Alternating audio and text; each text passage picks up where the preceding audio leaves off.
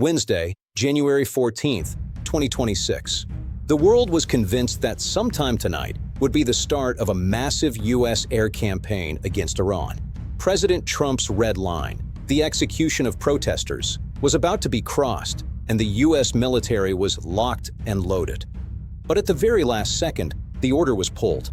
Today, we go inside the frantic 48-hour diplomatic marathon led by Saudi Arabia, Qatar, and Oman that convinced Trump to stand down. Was it a climb down, or a calculated move to save the global economy? Let's dive in.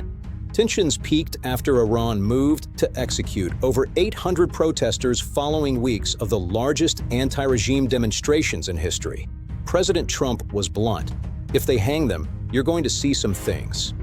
By Wednesday morning, the Pentagon was prepared for decapitation strikes against IRGC command centers.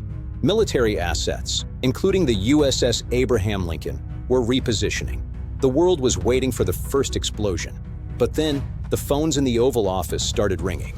According to senior diplomatic sources, a frantic last-minute effort was launched by a trio of Gulf states: Saudi Arabia, Qatar, and Oman.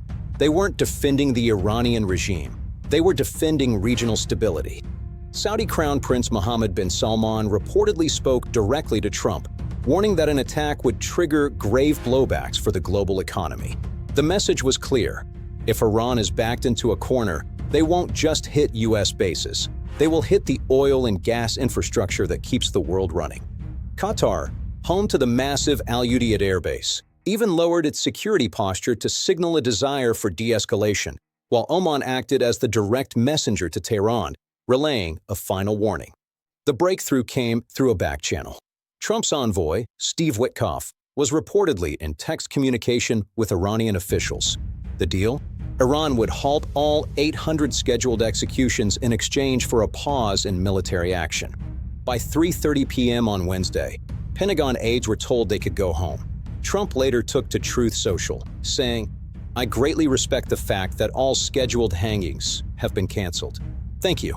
While Trump claims he convinced himself, insiders say the unified warning from Saudi Arabia, Qatar, and Oman about an uncontrollable regional war was the real deciding factor. For now, the bombs haven't dropped, but the crisis is far from over. Trump has replaced the missiles with a 25% tariff on any country doing business with Iran, deepening the maximum pressure campaign.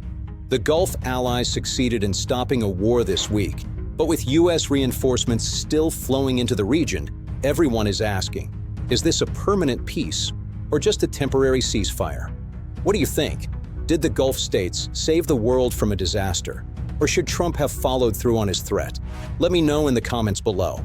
Hit that like button if you found this breakdown helpful, and subscribe for more deep dives into the 2026 global crisis. I'll see you in the next one.